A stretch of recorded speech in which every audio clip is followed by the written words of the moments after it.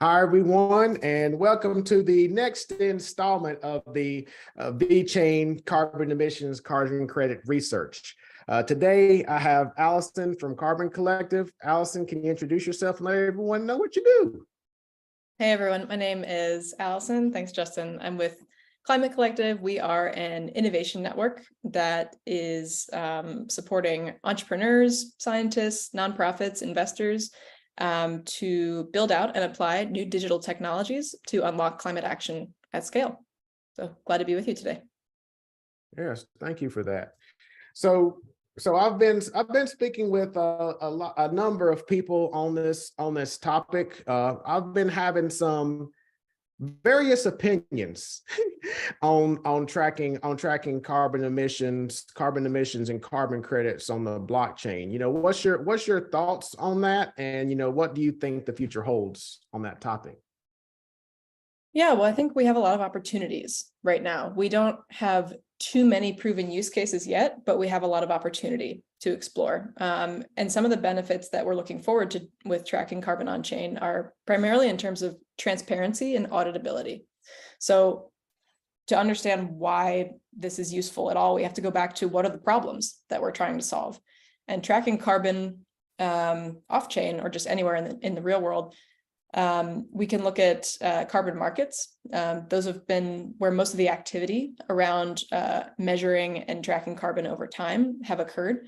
So over the last 20 years with the voluntary carbon market, a lot of the procedures for measuring, reporting, and verifying carbon sequestration has been largely analog. So it's been literally paper and pencil or just an Excel spreadsheet. And sometimes it's uploaded into a PDF, but that's not even machine readable. So there are a lot of opportunities to automate those processes and increase the efficiency and also the transparency of how this is done. And of course, science evolves over time, different methodologies for measuring how carbon is being sequestered or removed. So it makes sense that we'll have to update the science over time and then update how we measure as well. So I think that's something that tracking on chain can help us with in terms of transparency over time, how the science has changed to help us have a bit more intellectual honesty about how we're conducting this work. And with auditability, being able to look back in time on an immutable ledger. So tracking something on blockchain allows you, it's tamper-proof, right? You can't change it once it's stored. So you can have a lot higher confidence in the data itself. And building in points of automation with smart contracts or with just automated calculation even can help remove some of those risks for human error in the process. So at a broad view, I think those are a lot of the opportunities, to say nothing of the financial opportunity of what decentralized finance might allow for us as well. Mm-hmm. Yeah, you mentioned a few things there. I want to circle back on that decentralized finance aspect later. But whenever you said that a lot of this information is tracked on pen and paper or pencil and paper, right? Depending on where it is. Do you foresee with the advancements in AI, do you foresee AI having an impact on this, on having AI read some of that older information and kind of transferring that information on chain? And if so, like, how do you envision that? I just now thought of that, so it may not even be feasible.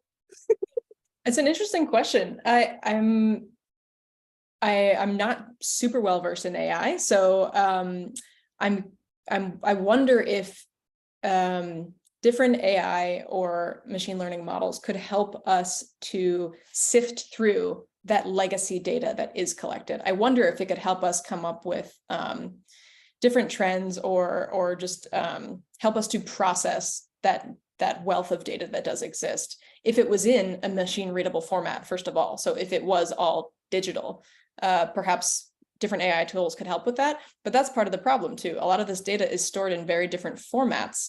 It's not all readable in a unified way. So I think that's probably part of step one. That's as much as I can say at this point, though. Yeah. So given that it's in different formats, do you have any kind of insight on how we can kind of standardize this information where we can have not really like I can't say a centralized platform because we're not trying to move into centralization, but have like a common language or a type of a standard for all of this tracking. Does that make sense? Yeah, I think you could compile data potentially in a central repository, but collected through decentralized methods. So I think you could create something like a single source of truth where data is pulled from many different servers, many different file types, and converted into a more open source database. So if you were to have kind of like a central library of climate data that's publicly accessible, it's a digital public good that everyone could tap into, and access for high quality climate data, could that then help standardize kind of how climate work is conducted if we were all operating off of the same song sheet? Okay. So I know you mentioned decentralized finance, and I want to kind of go into that space a little bit, delve into that a little bit. How do you think? So, in your opinion, because I've received different statements on this. So, are you saying that this sustainability movement, this carbon tracking movement, is going to be in a DeFi space, or do you think it's going to create like a new bucket, for lack of a better term, of this refi that people are referring to it as? I think there will be a number of different applications. I think where decentralized finance tools come in they can help us tap into new areas of liquidity. So again, if you're talking about tracking carbon for the purposes of incentivizing different behaviors, let's say you're using carbon credits as a medium or as some kind of token of exchange to incentivize a certain behavior, and you want to reward or punish certain behaviors, we could also think about a carbon tax. But let's stick with maybe the credit analogy here. If you are, there are a couple of reasons why you might invest in a carbon credit. You could purchase it, invest in it for the purposes of retiring it and claiming the environmental benefit, right? And maybe I'm a large corporation, or I'm an industry partner, and I have a carbon balance that I need to account for or want to account for, and I'm going to claim that environmental benefit by investing in carbon credits. Or you could use it as a financial instrument. You could see it as a digital environmental asset, a new asset class that if I hold, I think this is going to be more valuable in the future. Maybe I want to resell it. Now, there are various pros and cons to that approach, but one thing that it can help us with as a financial instrument is to channel more capital into carbon projects. So if we look at the tools of DeFi and different liquidity pools that exist on blockchain, that really could be a method. If we track credits on chain, it could help be a method of channeling new streams of finance, new streams of capital into, the important carbon sequestration projects that we need to be scaling up across the world. And that's how you transfer the capital into real world climate action. Excellent. Okay.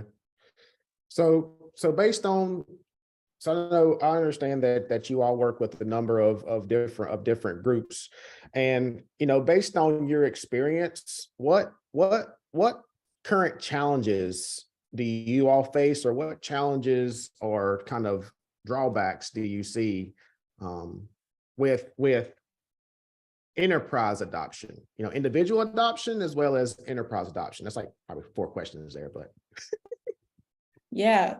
For enterprise adoption, I think this applies to larger institutions as well, and some corporate partners. I think there's, this is still a very new space. So just a level of awareness. Thankfully, climate is becoming more of a focal point in global conversations, in industry, in government, in politics and just in civil affairs as well. And I think that so a lot of folks are starting to think about, okay, how can I keep track of my carbon footprint? How can I start to measure this? And then how can I do something about it? There's a lot of focus on climate these days, and that's fantastic. But there's not always an understanding of, well, how does blockchain come in? Why does this matter? You know, what are the benefits? Why should I care, essentially? So I think that the biggest challenge right now is just that basic level of raising awareness, and maybe you could call it a communication challenge of sharing what are the key benefits of blockchain. How can it help provide solutions to the challenges that we face in coordinating mass climate effort across the globe? And then secondary to that, to that awareness and communication is building trust. So I think there have been a lot of branding issues, you could say, in the Web3, you know, in the blockchain space. There's sometimes an impression that this is the Wild West and it can come with a lot of scams, and, you know, and that there are a lot of opportunities out there to lose your money or to have no impact and basically to get swindled. So I think this is a real credibility issue. Why would corporates, why would companies, let alone individuals, want to get involved in something if they don't have faith in it, if they think it's a scam? So I think that's another part of education that is incumbent upon this community to be communicating better, that actually this enhances, you know, our transparency and verifiability. Actually, this makes data a lot more accessible. It actually, you know, enables new governance methods. So you open up decision rights to more audiences that may not have had them in the past. So I think communicating how these tools really solve problems will help more audiences to understand what the benefit is and why this has such a revolutionary potential in the climate space. I like that. I like that. And I like how you brought up whenever we struggle with the linkages, you know, between real world use cases and blockchain, you know, because I think that's one of the current issues, in my opinion. That's one of the current issues that we have now, whereas, you know, some of these projects are building solutions, but there's no linkage to a real world use case, right? So you hit the nail on the head. You hit the nail on the head with that one, and then with the credibility, yep, that's a big problem, you know. And you know, so you did kind of touch on some of this, but in your opinion, how do we get? You might be repeating yourself here, but how do we get, you know, to you know, wide adoption of you know, refi or you know, building sustainability, building sustainable use cases, sustainability use cases, right, on using blockchain?